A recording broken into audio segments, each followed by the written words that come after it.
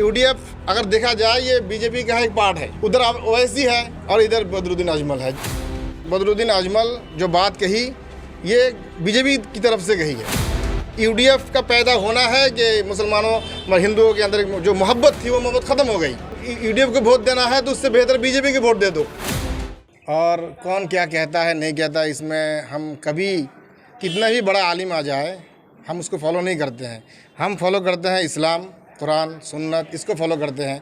कोई बदरुद्दीन अजमल है या कोई और बड़ा आलिम हो जाए वो बात कोई कह देगा, अपील करेगा या कहेगा सख्ती से मैं मना करता हूँ कि गाय वगैरह ज़बर ना करो, इसका हमें कोई फर्क नहीं पड़ता। हम किसी की इत्तेबा करते ही नहीं है, किसी के पीछे चलते ही नहीं है। हम तो कुरान और हदीस को फॉलो करते हैं, बस उसी पर हम अमल करते हैं और करते आ रहे हैं 1400 साल से, और आज भी कर रहे हैं, क़यामत तक करते रहेंगे।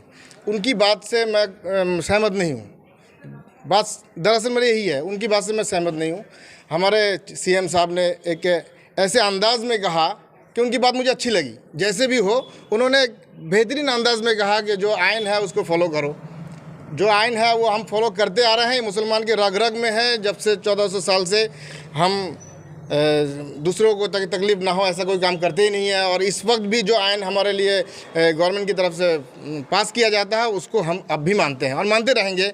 ये हमारा मज़हब का तकाज़ा है। हम अल्लाह के नबी ने कहा कि किसी धर्म को नुकसान पहुंचाना, किसी धर्म को गाली देना, किसी इंसान को तकलीफ़ पहुंचाना, अगर हमारे किसी काम से किसी को तकलीफ़ पहुंचती है तो हम उस काम से बाज आ जाएंगे, हम रुक जाएंगे। इसलिए हम किसी को तकलीफ़ नहीं पहुंचाना चाहते। ये हमारा धर्म, हमारा मज़हब इजाज़त बिल्कुल ही नहीं देता है। हम किसी को तकलीफ़ नहीं पहुँचाना चाहते हैं। उन्होंने ये बात कहा, अगर मैं क्या बात कहूँ, मैं यूडीएफ के बारे में बिल्कुल ही मैं दूसरी तरफ जा रहा हूँ। असल में इन्होंने बदरुद्दीन अजमल जो बात कही ये बीजेपी की तरफ से कही है।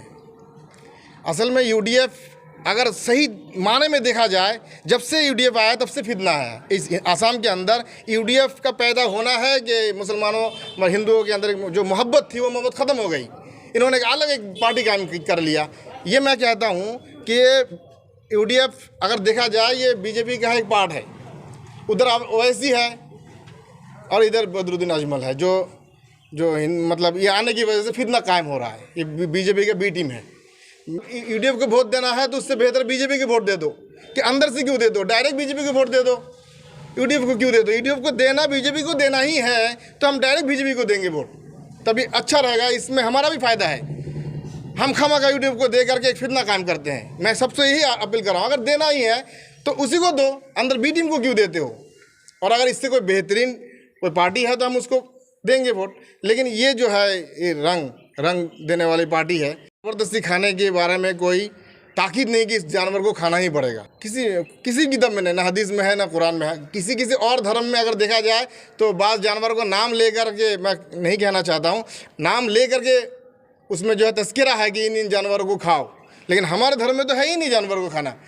हम तो ये जो जानवर ज़बह करते हैं ये हम सुन्नत इब्राहिमी है और हमारे मजहबी तकाज़ा है, हम करते आ रहे हैं। और हम तो गवर्नमेंट से भी दरख्वास्त करते हैं कि हम तो अगर पूरे साल आप जो कहते हैं हम पूरे साल नहीं खाएंगे, हम गाय के सामने ही नहीं जाएंगे, चलो। लेकिन जब मजहबी तकाज़ा आ जाता है कुर्बानी करना, तो एक दिन के लिए इसकी इजाज़त होनी चाहिए। मैं गवर्नमेंट से यही कहता हूँ, एक दिन के लिए कम से कम इजाज़त होनी चाहिए। क्योंकि बहुत सारे इलाके में, बंगाल के अंदर, आसाम में भी बाज़ इलाकों के अंदर इसकी इजाज़त मिल चुकी है, इजाज़त है। और बाज़ जगह इंडिया के बहुत सारे इलाकों में इजाज़त है। जब लॉ पास किया जाए तो पूरे हिंदुस्तान का एक लॉ होना चाहिए। लेकिन ये हम देखते हैं किसी स्टेट के अंदर उसको जायज़ कर देते हैं, किसी स्टेट के अंदर उसको नाजायज़ कर देते हैं। ये नहीं होना चाहिए। लॉ होना चाहिए तो एक लॉ हो, हम मानेंगे और हमको मानना भी चाहिए। हम सब मानते हैं और मानेंगे भी। यही हम ধুবুৰী মাৰ্কেটৰ সভাপতি হিচাপে মই ক'ব বিচাৰোঁ, আমাৰ ভাৰতবৰ্ষ স্বাধীনতা পালে ৭৫ বছৰ হ'ল। এই ৭৫ বছৰ, ১৪০০ বছৰ ধৰি আমাৰ ধৰ্ম এইটো চলি আছে। সংবিধানত আছে প্ৰতিটো ধৰ্মৰ উৎসৱ কৰাৰ কাৰণে, সংবিধানত আছে, ভাৰতৰ সংবিধানত আছে প্ৰতিটো ধৰ্ম আপোনাৰ এই উৎসৱ পালন কৰাৰ কাৰণে। আমাৰো ধৰ্মত আমি উৎসৱ পালন কৰোঁ, সেইটোত আকৌ বাধা দিয়াৰ কি কাৰণ আছে? বদৰুদ্দিন আজমলে যে তেখেতে কৈছে সনাতন ধৰ্মৰ কথা কৈছে, সনাতন ধৰ্ম আমি ১০০বাৰ মানো, সনাতন ধৰ্ম আছে। কিন্তু ৫০ বছৰ ধৰি কিয় কোৱা নাই? ৭৫ বছৰ ধৰি কিয় কোৱা নাই? আজি কিয় কয় যে সনাতন ধৰ্মৰ কাৰণে পূজা কৰে? আমিও মানুহ পূজা কৰে, গৌ মাতা বুলি এওঁলোকে মানে, কিন্তু আমাৰ যুগ যুগ ধৰি 1400 বছৰ ধৰি চলি আছে আমি কুৰবানী দিওঁ। এইটো আমি কুৰবানী দিম, যাতে আমি প্ৰশাসনকো আমি অনুৰোধ কৰিম যাতে আমি কুৰবানীটো সুস্থভাৱে নিকাভাৱে কোনো কাজিয়া পেচাল কোনো গণ্ডগোল নোহোৱাকৈ আমি কুৰবানী দিব পাৰোঁ, সেইটোও আমাৰ অনুৰোধ। এইটো আছিল 2 বছৰ আগত জমিয়তে উলামা হিন্দ কেন্দ্ৰৰ পৰা এইটো জাৰি কৰিছিল, কেন্দ্ৰৰ পৰা জাৰি কৰি তেতিয়া পৰিৱেশটো বেয়া আছিল, তেতিয়া কৰোণা আছিল।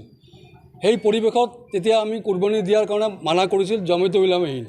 কিন্তু আজি বদৰুদ্দিন আজমলে এতিয়া কিয় এইটো আকৌ প্ৰচাৰ কৰিলে যে কুৰবানী দিব নোৱাৰিব? কুৰবানী দিব নোৱাৰিবলৈ কোৱা নাই, তেখেতে কৈছে যে ছাগলী দিয়ক, উট দিয়ক, দুম্বা দিয়ক। আমাৰ ইয়াততো এনেকুৱা বস্তু নাই। আমি যিটো দুখীয়া মানুহ, আমাৰ মিডিল ক্লাছ মানুহ, আমি এটা গৰু দিলে আমি 7জন মিলি দিব পাৰোঁ। এতিয়া এটা যদি ছাগলী কিনে এজনেই দিব পাৰিব, এইটো দাম বেছি। সেইকাৰণে আমি আৰু এইটো ৰাজনীতিৰ কথা মই নকওঁ, ৰাজনীতিত মই নাই যিহেতুকে, এইটো তেখেতৰ কথা, তেখেতে হয়তো এইটো ৰাজনীতি কৰিবও পাৰে, হ'ব পাৰে।